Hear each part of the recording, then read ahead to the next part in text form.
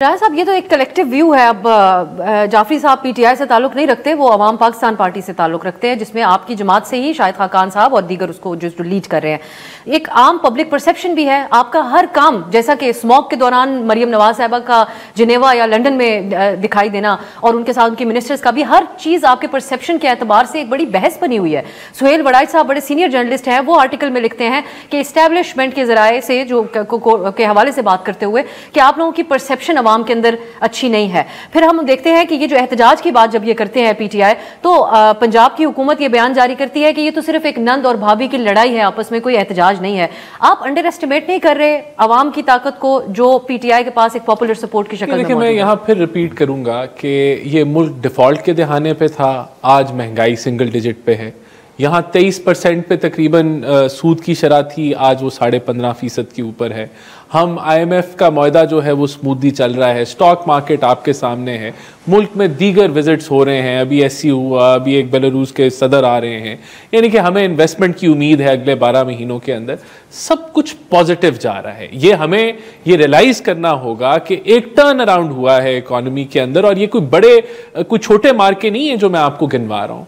अब इशू क्या है देखें, अगर इसी पेस पे मुल्क बेहतरी की तरफ गया तो इनकी जो सियासत है वो तो रिडंडेंट हो जाएगी। उसके साथ जो आपकी हुकूमत एक फैशिस्ट हुकूमत कहला रही है, इंटरनेशनली ह्यूमन राइट्स के ऊपर सवाल उठ रहे हैं, जुडिशरी के हवाले से अमेंडमेंट्स करने को आपको कहा जा रहा है कि आपने कंट्रोल में कर लिया, और ये कोई आपकी ऑपोजिशन सिर्फ नहीं कह रही, इंटरनेशनल कंसोर्शियम जो है जूरिस्ट का, वो भी ये बात कहता है, वकला कहते हैं। पार्लियामेंट ने अपनी जो कह लें कि जिस मकसद के लिए पार्लियामेंट बनी है, उसने अपनी लेजिस्लेशन की और 2/3 के साथ की, और मेरे ख्याल से ये किसी को भी बहुत जगहों पे एग्जीक्यूटिव का रोल होता है जुडिशरी की सिलेक्शन के अंदर, तो वो हमने कोई नई चीज आजाद नहीं की।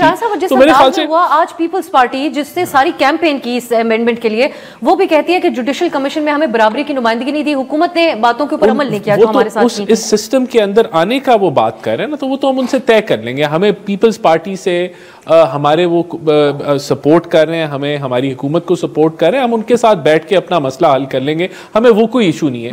लेकिन मेरा यहाँ पॉइंट, जो बुनियादी पॉइंट ये है कि ये ड्रैग करना चाहते हैं इस इकोनॉमिक टर्न अराउंड को। इनका यही देखें, आगे और बेहतरी आएगी तो फिर ये इनकी कहां सियासत जाएगी? ये तो इन्होंने क्या कुछ नहीं किया। आप देखें, इन्होंने लॉबियस्ट हायर किए अमेरिका के अंदर, वो इन्होंने कांग्रेसमैन निकाले जिनका anti state Pakistan, anti Pakistan opinion है।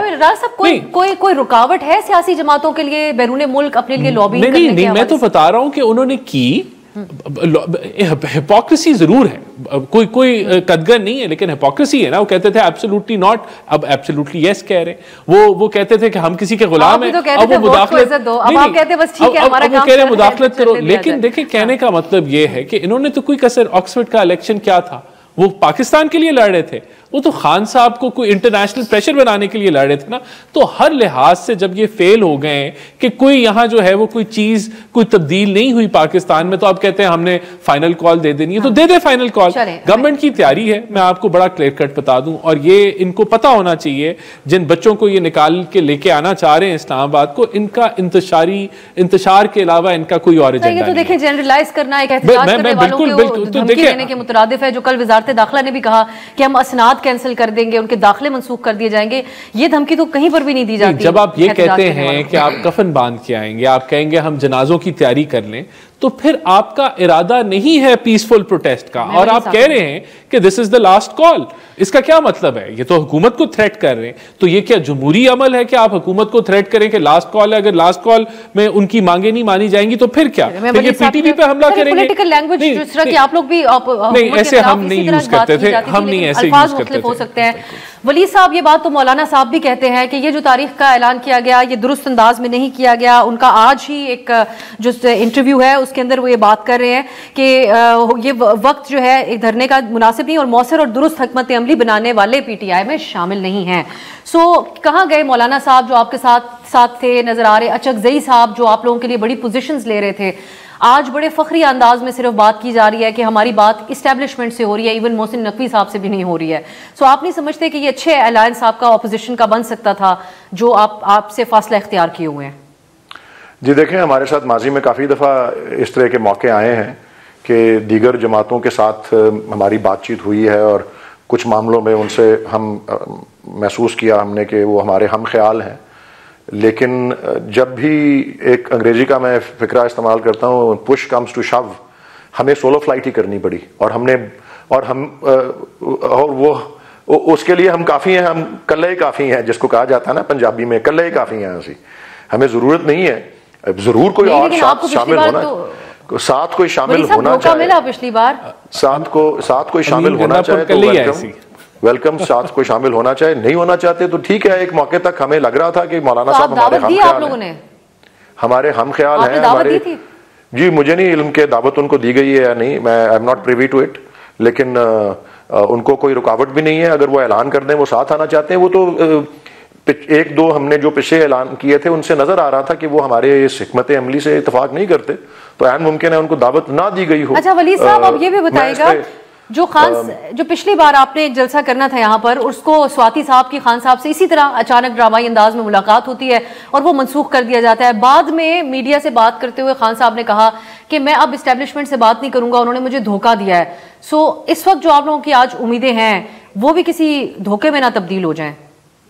जी बिल्कुल, रूल आउट नहीं किया जा सकता जी। अगर ट्रैक रिकॉर्ड देखा जाए माजी का तो ये कोई बईद नहीं है कि इसमें कोई नतीजा ना निकले, इसलिए मैं तो उस खबर पे जा रहा हूँ जो कि मैं जानता हूँ कि पीटीआई की ऑफिशियली जो है ओन करती है जिस खबर को, और वो ये है कि खान साहब ने कल रात तक की दी हुई है मोहलत के अगर कोई इसमें ब्रेक थ्रू हो सकता है और अगर कॉल ऑफ किया जा सकता है तो दूसरी वाले मैं उसकी तस्दीक बिल्कुल नहीं कर रहा कि जी ऐसी कोई बात हुई है कि उनको अडियाला से रिहा करके या अडियाला से शिफ्ट करके जो है वो खैबर पख्तूनख्वा के अंदर जो है वो उनको मूव किया जाए। सो बहरहाल जी, सियासी जमात का जहां तक ताल्लुक है, गुफ्तगू के दरवाजे बंद नहीं होते, लेकिन कोई मानी खेज अगर कोई गुफ्तगू हो, अगर कोई नताइज जिससे बरामद हो सके तो वही होगी ना गुफ्तगू। बेमानी गुफ्तगू करना जो है वो कोई वक्त नहीं रखता जी, और उसकी कोई अहमियत नहीं है, और बेहतर है सियासी जमातों से गुफ्तगू करना बेवकूफ है।